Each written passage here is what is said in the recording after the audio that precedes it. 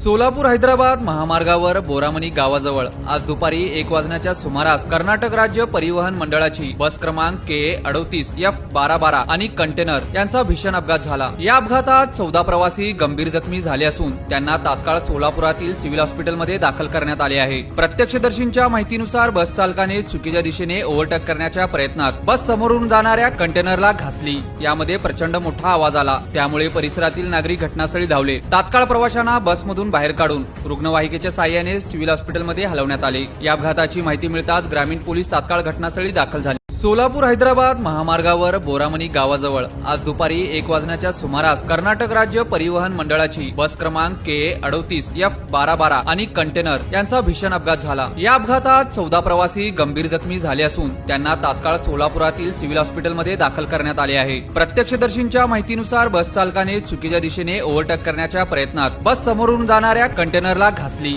यामध्ये प्रचंड मोठा आवाज आला, त्यामुळे परिसरातील नागरिक घटनास्थळी धावले। तात्काळ प्रवाशांना बसमधून बाहेर काढून रुग्णवाहिकेच्या साहाय्याने सिव्हिल हॉस्पिटलमध्ये हलवण्यात आले। या अपघाताची माहिती मिळताच ग्रामीण पोलीस तात्काळ घटनास्थळी दाखल झाले।